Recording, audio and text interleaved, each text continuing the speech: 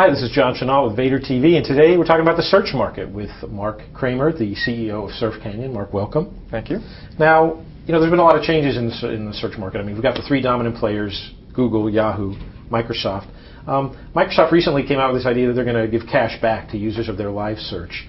That may be looked at as a watershed event where all of a sudden there's marketing dollars involved rather than just relevancy in terms of the benefit for the user. You guys have a plug-in that improves search engine results, goes in and pulls out ones from down the list. What's your thoughts on what Microsoft is doing? Well, I think in general, I applaud anyone's effort to try to find innovative ways to improve search, to improve the experience for users. And I think that ultimately, I would imagine that most everyone agrees that it's of a benefit to everyone to have competition in the search market. So as to this particular strategy that they just recently unveiled, I think it's difficult to say. I, of course, wish them the best of luck with that, and I'm sure they have a lot of smart people over there who've been thinking about it for a long time. So we're more focused in on the one aspect of search that we do. So it's difficult to say. Which is really trying to improve the algorithm, right? It's post-algorithmic, if you will. Okay. All search engines have a relevancy algorithm where they accept keyword input from the user, right, and then they match that to their massive, increasingly massive database of indexed items on the internet. And I've seen data that some people have said as high as 20, 30, maybe even 40 billion items. And the algorithms that they develop are designed to produce the relevant list of results. And obviously, the more relevant, the better.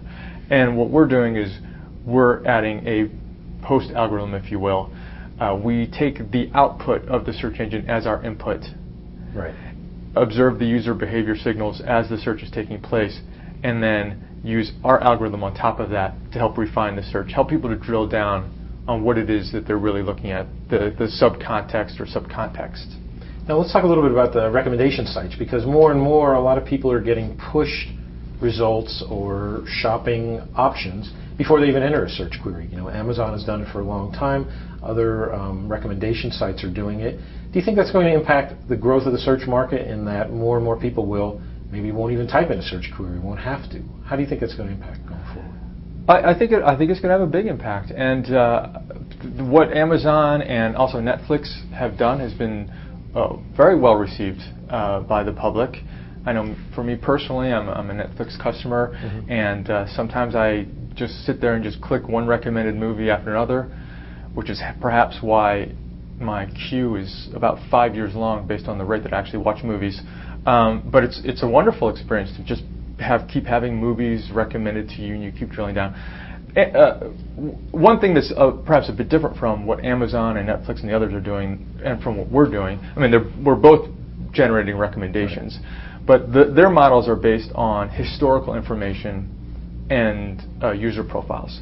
So essentially, Amazon will look at everything that I've bought previously and other people who bought similar things in the past and then produce recommendations.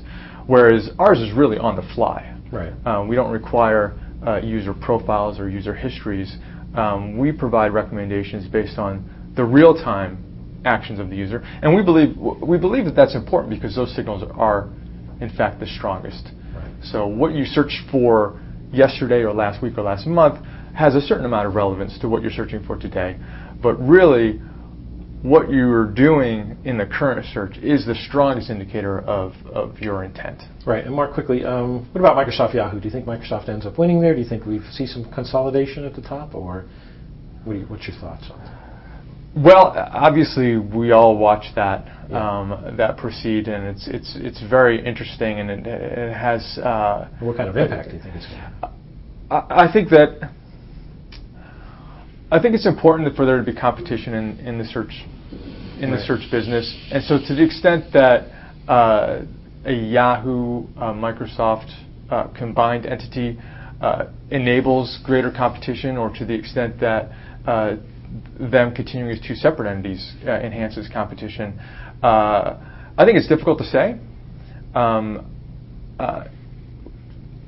for our position is basically we're not necessarily rooting for anyone, rooting against anyone. We just hope that there remains enough competition to spur innovation. Right. So. Okay. All right, Mark. Appreciate the thoughts. Okay. Okay. And speaking today with Mark Cramer, the CEO of the search add-on company, Surf Canyon. For Vader TV, this is John Chenal.